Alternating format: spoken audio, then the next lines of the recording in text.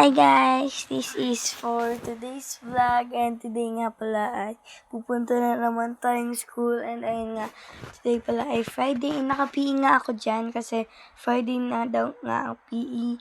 And nandyan na nga pala ako for the ano nga dyan. Okay, diba? Kita niyo naman. Hinihintay ko nga dyan si Kuya James pa naman ba nang tagal-tagal talaga noon. Kita niyo naman ako dyan for the tingin-tingin kung saan-saan. Ang medyo madilim pa nga dyan nung umalis kami ni Kuya James. Tapos, mga 5:13 kami umalis. Tapos, nag-stop kami ni Kuya James sa gitna ng daan. Paano ba naman kasi may nilimutan siya. Binigay niya sa akin yung bag niya. Tapos sabi niya, wait mo lang ako. May kukunin lang ako. Nalimutan ko. And ayun nga sabi ko, dalian niya. Nakatext siya pa kasi yung ano niya.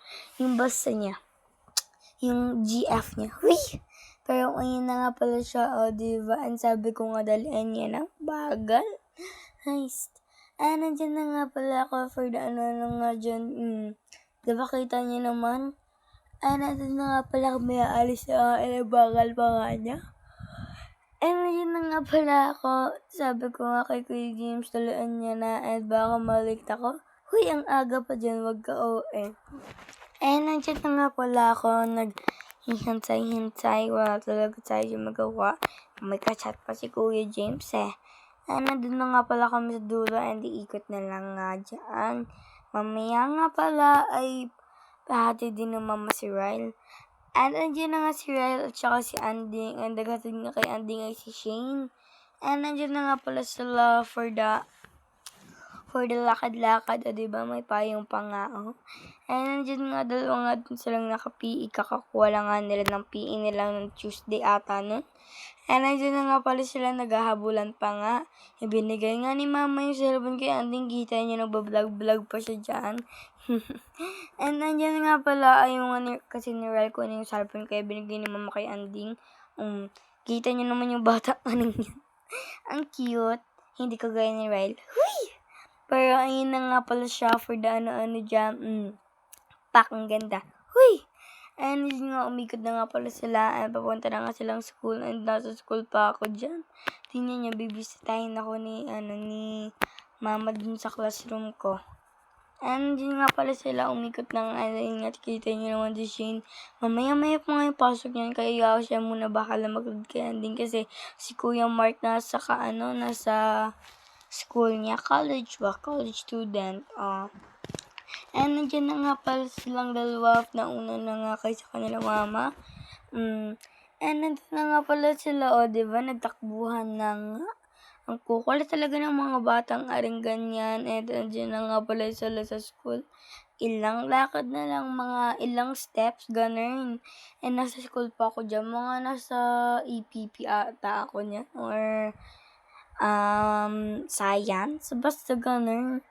Nandiyan na nga, kita niyo naman dyan si Ryle for the ano pang hawak ng hands ni Andy.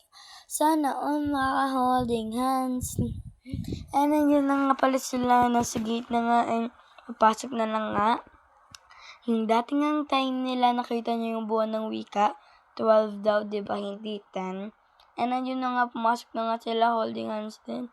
Si mama na lang nga magkakatid sa dalawa, kaysa naman kay Anding. Ay kaysa naman pala kay Shane. Nandiyan na nga, pumasok na nga sila.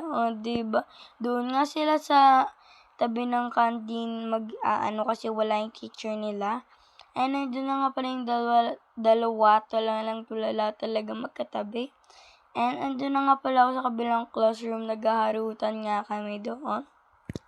Nandiyan nga, kita niyo naman bata pong nagpapicture sa mama niya, ganun. Nandiyan na nga pala si Ryle at si Andin chismisan. Hoy, ano chismisan? Nandiyan na nga pala ako, nasa classroom nga namin, dayan nga si mama naman nag-video. Naghinga ako kay mama, nandiyan nga pala ako for the zoom kasi si mama di inayos. Hoy! Pero ayun na nga pala ako for the and sinundo na nga ni mama si Ryle. Ayan na nga pala si Ryle, ang liit-liit pero ang cute. Uy, anong cute? Ang pangit talaga niyan. Huy, grabe. Pero ayun na nga pala si Ryle, tinanggalan ni mama yung bag niya, kinuha na. Si Ariana nga nagsundo kay Anding at saka si mama naman kay Ryle. Tulog nga ako dyan kaya hindi na nakapagsundo kay Ryan and andyan na nga pala siya. May plano pa nga siyang umupo kasi sabi ni mama umuwi na siya. Talaga naman.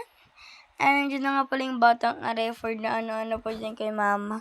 Wala na akong masabi. Pero ano lang, talagang ko kayo.